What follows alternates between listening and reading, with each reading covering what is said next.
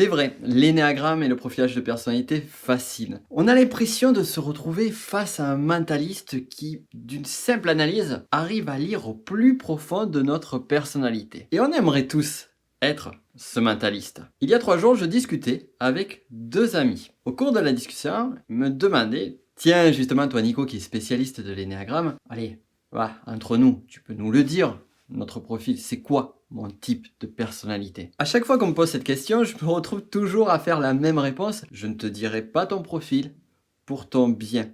Et je vais surtout t'inviter à le chercher par toi-même.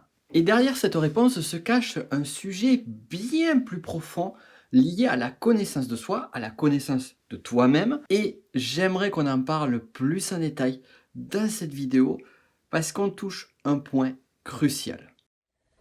Le côté obscur est le plus fort? Non. Non. Plus rapide, plus facile, plus séduisant. Le chemin qu'on emprunte est toujours le bon chemin. Quel chemin? Le chemin que nous traçons. Et c'est ça qui nous permet d'entrer en plein dans le processus. Comment? Tu le sauras quand tu seras calme, en paix. Là où tu dois te rendre. Bienvenue à toi dans cette nouvelle vidéo, je suis Nico Pen, chercheur de vérité, l'auteur du petit livre de l'énéagramme et de la formation technicien énéagramme. Comme tu le sais peut-être déjà, l'énéagramme est un outil de typage de personnalité. Cependant, il recèle des qualités et des trésors bien spécifiques. Et ces trésors sont véritablement cachés au travers de cette quête de mieux se connaître, savoir qui l'on est, trouver du sens. Et c'est en partie, même on va dire en grande partie, pour cela que je ne donne pas le profil énéagramme d'une personne.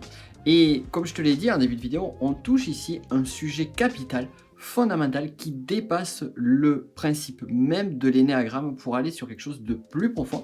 Mais avant cela, car ça va être la seconde partie qui va justifier le fait que je ne dis pas, je ne donne pas le type énéagramme à une personne, on va tout d'abord s'intéresser au premier sujet, à la première raison. Ainsi, avant d'aller sur l'approche spiritualité, eh bien, celle-ci va nous aider à mieux comprendre certains phénomènes de psychologie non négligeables et qui sont fréquents dans ton quotidien.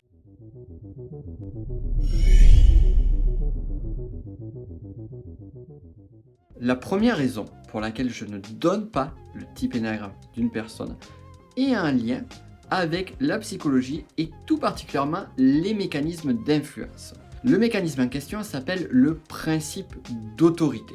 Ce principe a été mis en lumière par le chercheur Robert Cialdini, notamment dans son ouvrage Influence et manipulation, que tu connais peut-être, qui est un ouvrage de référence dans ce domaine-là. Ce principe, qui est également celui de la blouse blanche, consiste en l'écoute et finalement inconsciemment la soumission à l'opinion, à l'avis d'une autorité. Je te le synthétise très clairement au regard de la blouse blanche. À un moment donné, tu as une douleur à ta dent, tu as un ami qui te dit « Ah, c'est peut-être une carie », tu as un dentiste à côté qui te dit « Non, c'est pas une carie, c'est autre chose », eh bien, forcément, tu vas croire plus le dentiste que ton ami. C'est ça le principe d'autorité. Un principe qui est légitime, normal, qui se comprend, mais cependant, ce principe peut parfois ne pas aller dans le sens sur lequel on souhaite. Pour reprendre le cas du dentiste, on va le voir par exemple au travers de la publicité. On va avoir une publicité avec un dentiste, voire un faux dentiste, qui va vanter les mérites d'un dentifrice, et par le principe d'autorité, on va se dire c'est une autorité qui dit que ce dentifrice est bon pour moi, donc je vais le prendre. Là, on voit toute la subtilité et là où ça peut dévier par rapport à ça. Ce principe d'autorité, il est présent partout.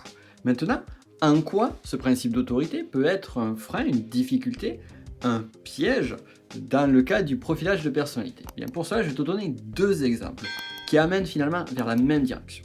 La première, c'était un ami à moi qui me disait avoir fait un cursus de formation il y a de nombreuses années, un cursus complet, et au travers de celui-ci, le formateur, plutôt les formateurs, lui soutenaient qu'il était de type 2 énéagramme. Il a donc fait tout le cursus, il a fait les différents exercices, et à la fin de cette formation, finalement, il s'est dit, il y a quelque chose qui colle pas. Et pas qu'à la fin de la formation, il le ressentait également au travers des exercices, des mises en application.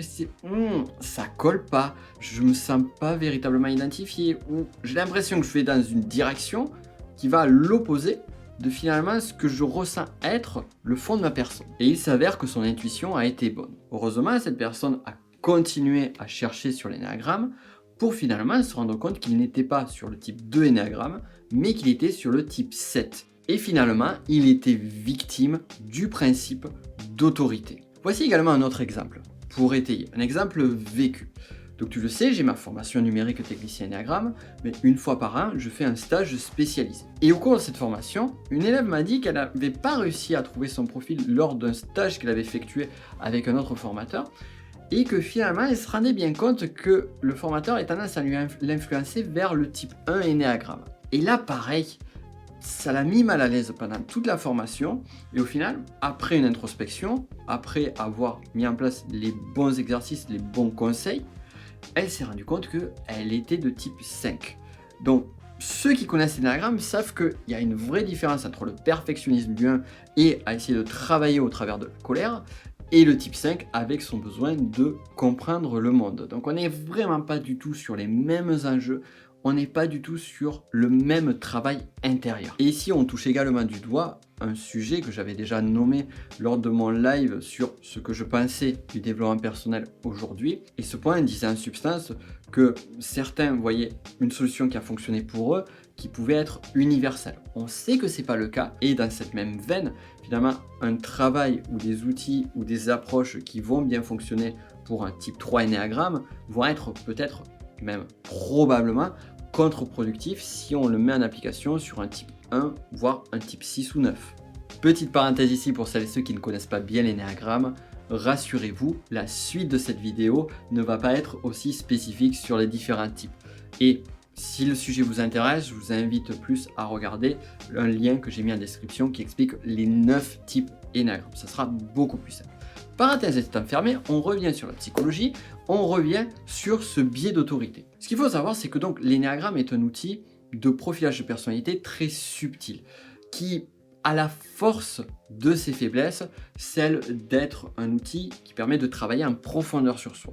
Et tout cela va nous amener à un point fondamental, et que on va pas comme ça à un claquement de doigts trouver son type énéagramme. Ça demande une véritable recherche et surtout une grande subtilité. Cela va également dire que ça va prendre du temps pour trouver son profil à soi, et ça peut prendre du temps pour trouver le profil d'un autre. Pour certaines personnes, c'est évident, c'est clair, je le vois de suite. Pour d'autres, ça va demander plus d'études. C'est pas pour rien que finalement, il y a toute une partie, j'ai fait tout un module complet sur une formation avancée qui est Master Énéagramme, qui explique comment faire du typage énéagramme. Et aussi, bien, comme on a pu le voir sur les exemples de formateurs, on peut se tromper. Moi-même, je peux me tromper sur un typage. Et tu sais quoi? C'est tout à fait normal. C'est tout à fait normal.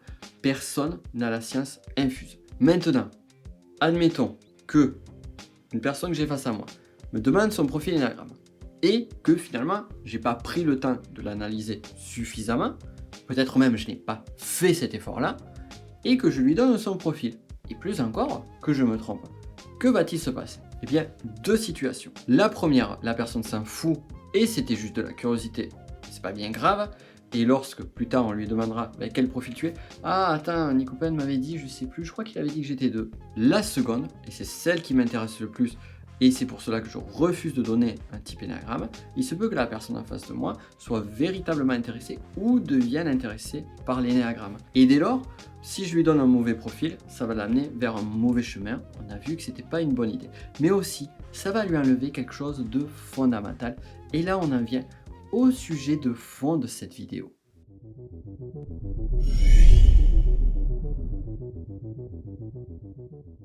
Est-ce que tu as déjà vu les films Matrix ou Fight Club? Ce sont de superbes films. Maintenant, imagine que tu n'aies pas vu l'un d'entre eux et que je te fasse un résumé du film en te faisant bien évidemment un gros spoil sur tout ce qui se passe dans ce film. Que va-t-il se passer? Eh bien, on va tout simplement enlever toute la valeur, toute l'importance, toute la densité de ce film. Et pour cause, je vais t'enlever les émotions que tu vas vivre. Quand on a vu des films qui sont impactants, comme le sont ceux-ci, eh bien les émotions vont apporter quelque chose de très fort. Ils vont amener de l'intensité. De même, je vais te retirer le plaisir que tu as à voir un bon film. On le sait, un résumé d'un film ne remplacera jamais un film. On va d'ailleurs revenir sur ce point, sur la troisième chose que je vais t'enlever si je te fais un résumé de ce film. Et tout particulièrement pour les deux que je t'ai cités. C'est la réflexion. Car oui, ce ne sont pas seulement des films qui sont des divertissements, ce sont des films qui vont amener une réflexion, peut-être une introspection. Toujours est-il, ils ne laisseront personne indifférent. Et c'est ça qui fait justement leur force. Et comme tu n'auras pas été immergé totalement dans le film, eh bien le résumé ne t'aidera pas à réfléchir là-dessus. Et ce point, crois-moi, je l'ai cerné il y a de nombreuses années, à l'époque où je consumais de façon intensive, pour ne pas dire compulsionnelle, de nombreuses synthèses de livres. Tu dois connaître probablement, il y a des applications qui permettent d'avoir des synthèses de certains livres. Alors, certains livres sont très peu denses sur leur contenu, donc finalement c'est bien qu'il y ait une synthèse, mais d'autres par contre sont des véritables trésors de réflexion. Et une synthèse ne pourra jamais remplacer la capacité de réflexion que va t'amener le livre en question. Et concernant le typage énéagramme, c'est exactement la même chose. Si à un moment donné je te donne ton profil, si celui-ci est mauvais, bon, on a vu ça en amont, mais si celui-ci est le bon, ce qui sera le cas dans la grande majorité des cas, eh bien je vais t'enlever tout le travail d'introspection. Et ce travail est fondamental. Parce que oui, ça va t'étonner ce que je vais dire, mais l'énéagramme n'est pas un outil de profilage de personnalité. Non, l'énéagramme n'est pas un outil de profilage de personnalité. Mais alors c'est quoi l'énéagramme? L'énéagramme est un processus de connaissance profonde de soi. Oui, de connaissance profonde de soi-même. Et sa force réside justement en cette combinaison qui est à la base de l'intention de Claudio Naranjo, lorsqu'il a mis en lumière cet outil-là, c'est la partie spirituelle et la partie psychologique qui ne forment plus qu'une. On sous-estime bien souvent la quête de recherche de soi. Et je vais te dire quelque chose de très simple, parce que j'ai vu en face de moi des personnes qui disaient « Bon, ben finalement, moi je me connais bien, je sais qui je suis, j'ai pas besoin de m'intéresser à tous ces outils, à toutes ces techniques. » Pour moi, le constat est clair. Qui prétend se connaître parfaitement ne connaît finalement qu'une parcelle infime de lui-même. Rappelle-toi la citation d'Isaac Newton que l'on avait vue sur la vidéo sur la magie. Ce que nous connaissons n'est qu'une goutte d'eau, ce que nous ignorons est un océan. Et ça vaut également pour notre connaissance de nous-mêmes. Comme le dit la célèbre phrase, connais-toi toi-même et tu connaîtras l'univers et les dieux. Et la connaissance de soi est une quête vers un meilleur soi-même. Je dirais même plus en disant la recherche de la part supérieure et spirituelle de ton être. Et ce travail de recherche intérieure, personne, je dis bien personne, ne pourra le faire à ta place. Cela m'évoque le film L'Empire contre-attaque. Je sais pas si tu te rappelles, à un moment donné, une scène où finalement Luke se retrouve avec son maître Yoda. Yoda est sur son dos, il est en train de courir, et il lui pose de multiples questions. Et à la fin, Yoda en a un peu marre et lui dit « Plus rien, je ne t'apprendrai aujourd'hui. » Bon, tu noteras que mon imitation ne vaut pas celle du flic de Beverly Hills, mais on fera avec. Et à ce moment-là, Yoda part un petit peu plus loin, et Luke commence à regarder, ressentir quelque chose d'étrange. Et il voit une forme de caverne, au fond. Et il pose la question à Yoda, qu'est-ce qu'il y a à l'intérieur de cette caverne? Et Yoda lui répond, ce que tu y apporteras. Luke part donc dans cette caverne, et finalement, il se retrouve face à ses peurs, et sa peur du côté obscur, en affrontant un Dark Vador qui finalement se révèle, au travers de cette peur, être lui-même. Cette scène est super intéressante. Tout d'abord parce que finalement, Luke part tout seul dans la caverne. Yoda, le maître, ne l'accompagne pas. Cela signifie qu'il est le seul à pouvoir rentrer dans cette caverne. Et cette caverne est aussi intéressante parce que on pourrait la voir comme finalement aller à l'intérieur de soi-même pour affronter ses différentes peurs en l'occurrence. Et finalement, pour l'énéagramme, c'est exactement la même chose. Je peux te donner les connaissances, je peux te donner les compétences pour explorer l'énéagramme, pour mieux le comprendre. Mais le chemin de découverte de ton profil, le chemin de découverte de toi-même, il n'y a que toi qui le feras. Et au travers de celui-ci, comme Luc dans cette caverne, à un moment donné, tu vas te retrouver confronté face à des choses qui ne sont pas forcément agréables. On parle de fixation, on parle de compulsion émotionnelle. Et tout cela, comme le combat de la caverne avec Luc et ce faux Dark Vador, eh bien, ça nous amène nous-mêmes à nous confronter et à affronter pour dépasser ce côté ou ces côtés sombres qui peuvent être à l'intérieur de nous. Et ceci nous rappelle d'ailleurs la vidéo que j'avais faite au sujet de notre côté obscur. Donc la voie de l'énéagramme, qui est une voie parmi tant d'autres, va nous amener justement au travers de ce processus d'apprentissage à tout d'abord chercher notre profil. Et ça prend du temps. Ça prend du temps pourquoi? Parce que ça nécessite une introspection, ça nécessite de regarder à l'intérieur de soi. Ça nécessite aussi de se dire, est-ce que je suis tel ou tel profil de personnalité? Mais derrière ça se cache une question plus fondamentale, c'est quelle partie de moi-même est véritablement la plus présente, la plus flagrante, celle sur laquelle je dois travailler le plus. Plus encore, cette introspection va nous amener à revenir sur notre être, sur notre passé, sur notre histoire, pour découvrir des choses que l'on ignorait, des modes de fonctionnement, des comportements, des difficultés de vie que finalement on attribuait à autre chose, que ce soit à peut-être sa famille, à ses amis, au contexte. On se rend compte que finalement on est beaucoup plus acteur des problèmes, des difficultés que l'on vit dans notre vie que ce qu'on peut le croire. Bref, on prend du temps, on se pose sur soi-même pour véritablement s'écouter et se découvrir. Et à un moment donné, eh bien, ton type énéagramme apparaît. Certains en restent là, en se disant bon ben voilà, j'ai compris, je suis comme ça, j'agis comme ça, et c'est pour ça qu'il se passe ça dans ma vie. D'autres encore vont plus loin. Et ces personnes-là vont justement se dire ok, je comprends comment je fonctionne, maintenant, est-ce que je ne peux pas changer des choses? Est-ce qu'il y a des choses à changer? Ce désir de changement, c'est pas forcément un devoir, dans le sens où ça c'est pas très joli sur mon profil, c'est pas très joli sur ma personnalité, je dois le gommer, je dois l'effacer. Non, on n'est pas là. On est juste, ben là il y a des choses, ça m'aide pas dans ma vie, ça me freine, ça me bloque, j'ai envie d'être plus libre.